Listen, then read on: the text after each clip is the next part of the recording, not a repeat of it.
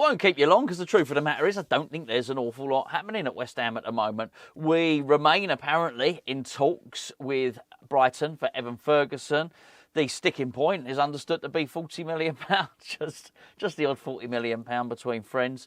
We want the loan deal. They want it to be permanent. And the interesting thing about what's going on with Brighton is that they've spent the vast majority at the end of the week turning down bids for Matoma, big bids as well. And they've been so big that you're looking and thinking, well, how can you afford to turn those down? But they've made such profit in the transfer market. They're really under no pressure to sell. They can do whatever they want. So in many respects, they're in a strong position financially, Brighton. So if they say it's 40 million for Ferguson, then 40 million is what it's going to be. You've got the player himself who wants to play regularly. I believe he came on as a sub today. He got absolutely thrashed today, didn't they? And he came on as a sub, but he wants regular first-team football. The manager, Fabian Hürzeler, he's admitted that. He knows that he wants first-team football, but they can't give it to him. So I think they want to help him. They want to give him a move. They want to help him out, but they're not going to cut their throats by doing so. I can totally understand it from Brighton's point of view, by the way, particularly if they are concerned. A lot is said about us being concerned about his injury problems. Maybe Brighton are concerned about his injury problems. Maybe they're concerned that he goes out on loan, he breaks down, and then they really don't have an asset at all. So obviously, if they can get some money now for him, but it just becomes a very, very protracted and I think hard to complete transfer deal. And I think, the club are trying to back Graham Potter. Yesterday we did the video that he's running the show now, Graham Potter. Really, really interesting to read his comments about Carl McCauley. And if you've not gone and seen it, there's a really interesting article in it's not the Evening Standard anymore. It's just called, it used to be called the London Evening Standard. Now it's just called the Standard. Go and read that if you can. That's really interesting. And it's quite clear that what I was saying yesterday does appear to be the case, that between the two of them, Potter is himself quite omnipotent, and then you've got McCauley who's going to decide who to bring in. And look, if they've decided that Ferguson's the guy, then so on and so be it. But I do understand the club thinking. You still see it out there. You still see people, particularly on social media, still people saying, give them the money, give them the money. But I do understand why West Ham would not want to chuck unlimited funds at somebody who were just unsure about his fitness. I've done that to death anyway, but it looks like it's going to it can't drag on because the transfer to closes on Monday, and then we're playing for the last part of that anyway. Which brings me to a couple of other updates which have come via ex-West Ham United employee. The first one is Daniel Cummings. Now, I was first made aware of this guy about 2 weeks ago because it's been out there in the on the West Ham grapevine for a little while now. He's hugely talented, apparently, absolutely hugely talented. And I think the thing is, his style of play, he's not the quickest. And so he's a forward, and he does precious little footage about him, by the way. We got this thing called Y-Scout. We're very lucky to have basically the sort of global international scouting software on Hammers Chat, which we use on our Patreon, as to go and look at players and scout players. There's practically nothing on Y-Scout about this kid, but I have been and looked at Eli Junior Kroupi. I've got quite a lot to say about him. We'll get to him in just a bit. There's got lots of footage of him, but there's naff all about Daniel Cummings. That being said, what I do know is he's skillful, very good on the ball, very intelligent footballer, not particularly quick, and for that reason he can't get into Brendan Rodgers' team because that's what Brendan Rodgers wants. And, well, who's anyone to argue? Obviously he's doing really, really well, isn't he, Rodgers? So, anyway, this guy can sign. I'm not sure how it works with the tribunal and stuff like that, but as I understand it, he can sign a pre-contract. He's only a youngster, 18 or something like that, so it looks like that deal's going to happen. He's going to be moving to West Ham. But that's someone for next season, I think. So, and even then, is he going to start next season? No, probably not. But it's always good to bring these players in, I guess. Let's get on to this Eli Junior Kroupi, because this started trending, if you want, like yesterday afternoon.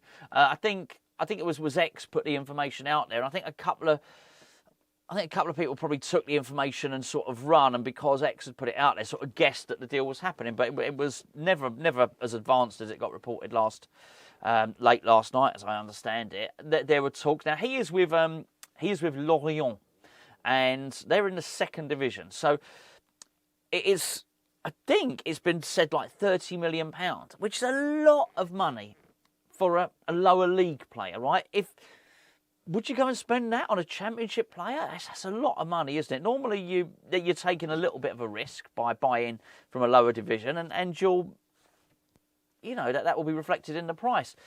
It seems quite high. I just can't see West Ham doing this, to be perfectly honest. Do I think we're interested? Yeah, I do. Apparently we sent scouts. I don't think we had any. We sent scouts out to watch one of Lorient's most recent games. But that, as a 16-year-old, he played in Ligue 1. He played in the first Ligue 1. He's in Ligue 2 now. He played in the.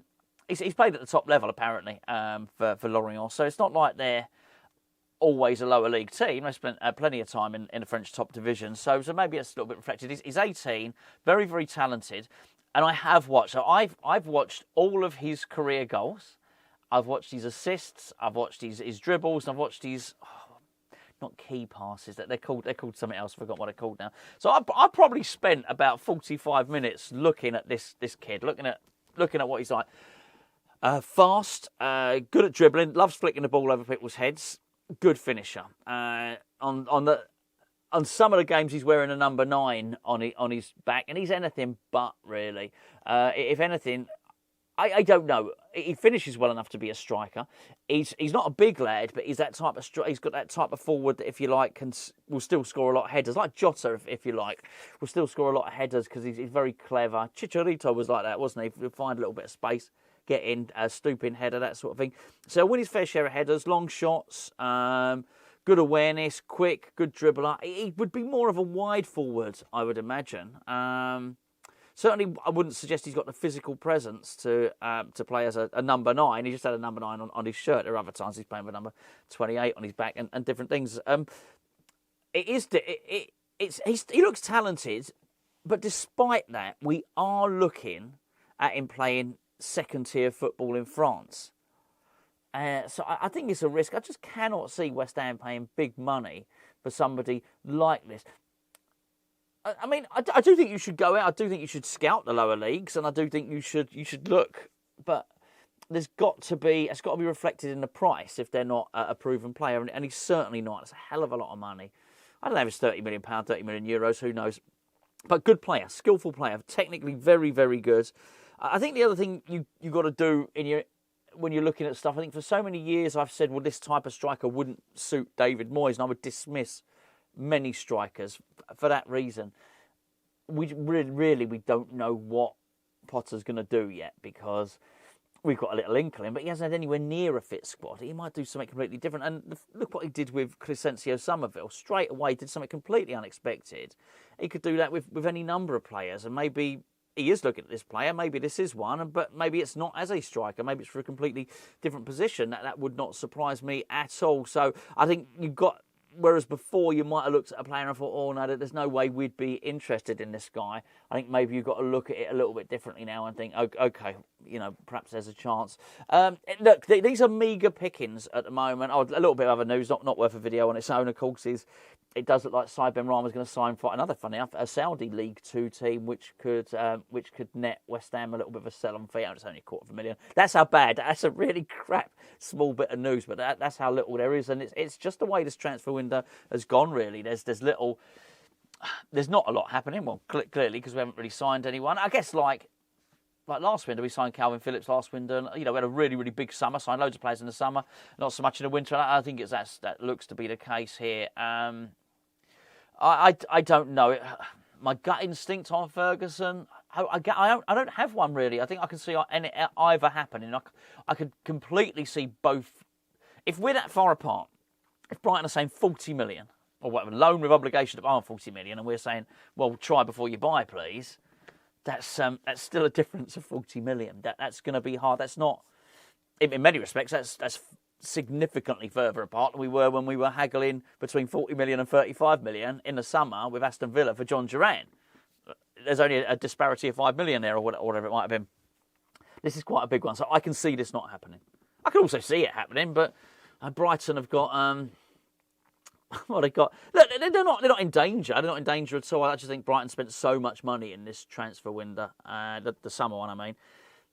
that I think maybe they were possibly looking to push on rather than just be also-rans. But yeah, they're a good club. They know what they're doing.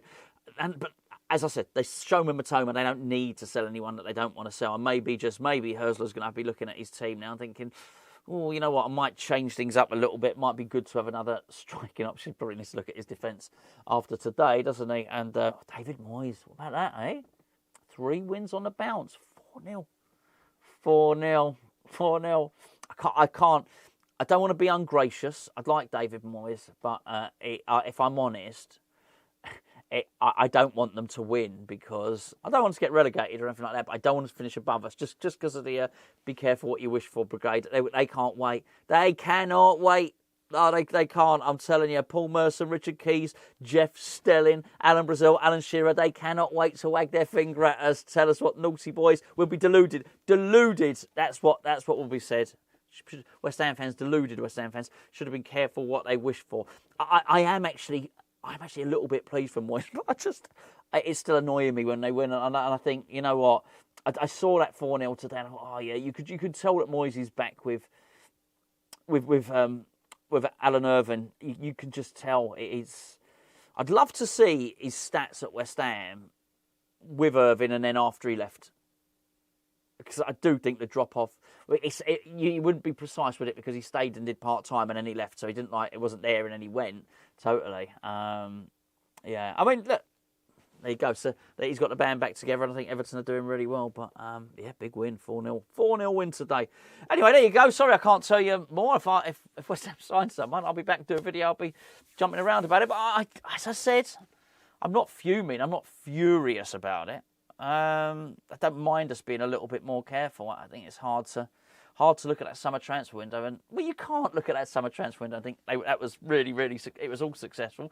There's some good players in there, definitely, but yeah, not all of them were. So if we're going to be a little bit more careful this time, fair enough. As long as he's got a plan, he starts, reintroduces players like Bowen back into the team, Somerville back into the team, and continues to use the academy, and we get results. I don't care. The trouble is if he doesn't do anything, Bowen gets an injury, and then then we might be in a little bit of a pickle and wish we might have done something. But clearly, from you go and read this Evening Standards. It's not an interview, but article, opinion piece. You'll be under no illusions that they're planning a very, very long-term strategy here. Anyway, I'm going to go. Leave it to any rugby fans? Got to go. He needs to go, Borthwick, doesn't he? He needs to go. The RFU, they are. Anyway, I know it's a conversation. It's not a conversation for another day. Won't be a conversation I have on this channel at all. I don't know if there are any other rugby union fans on here at all. But, yeah. See, I don't know if you know this on the rugby. Some of England's best players play out in France and the basic national team, and not let you. It's basically like England. It's like the FA, like in football, not being able to pick Jude Bellingham because he plays in Spain. That's what it's like for the rugby. We've got a couple of really, really good players playing out in France, so we can't pick them. It's really hurting us as well. And anyway, there you go. 13.5 minutes of absolute nonsense. See you tomorrow.